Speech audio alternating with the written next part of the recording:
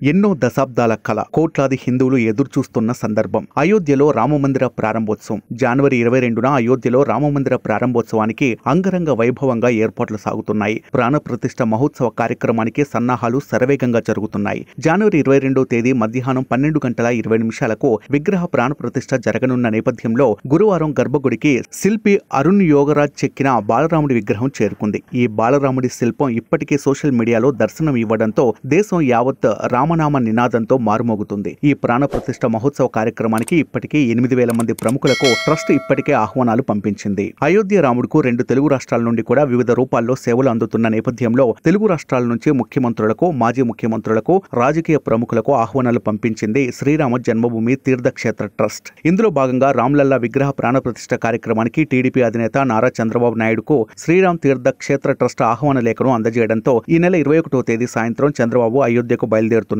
ఇక తెలంగాణ మాజీ ముఖ్యమంత్రి కేసీఆర్ కు 22న అయోధ్యలో ప్రాణప్రతిష్ఠ కార్యక్రమంలో పాల్గొనాల్సిందిగా శ్రీరామ జన్మభూమి తీర్థక్షేత్ర ట్రస్ట్ ప్రతినిధులు ఆహ్వానం పంపించారు. అయితే కేసీఆర్ తుంటెముక ఆపరేషన్ చేయించుకొని ఇప్పుడే కర్ర సాయంతో నడవటం మొదలుపెట్టారు. ఇందుకు సంబంధించిన వీడియోలు కూడా బయటకు వచ్చాయి. అయోధ్య ప్రాణప్రతిష్ఠకు ఇంకా 2 రోజులు మాత్రమే సమయం ఉండటంతో అయోధ్యకు కేసీఆర్ హాజరు కారని తెలుస్తోంది. ఇక కాంగ్రెస్ పార్టీ ప్రాణప్రతిష్ఠ కార్యక్రమానికి హాజరు కాలేమని ప్రకటించడంతో తెలంగాణ ముఖ్యమంత్రి రేవంత్ రెడ్డి కూడా ఈ కార్యక్రమానికి హాజరు కావడం అనుమానమే. మరి ఏపీ ముఖ్యమంత్రి జగన్మోహన్ రెడ్డి జనసేన పార్టీ చీఫ్ పవన్ కళ్యాణ్ కు కూడా ఆహ్వాన పత్రికను పంపించారు. జగన్మోహన్ రెడ్డి పవన్ కళ్యాణ్ లో హాజరవుతారా లేదా అన్నది తెలియాల్సి ఉంది.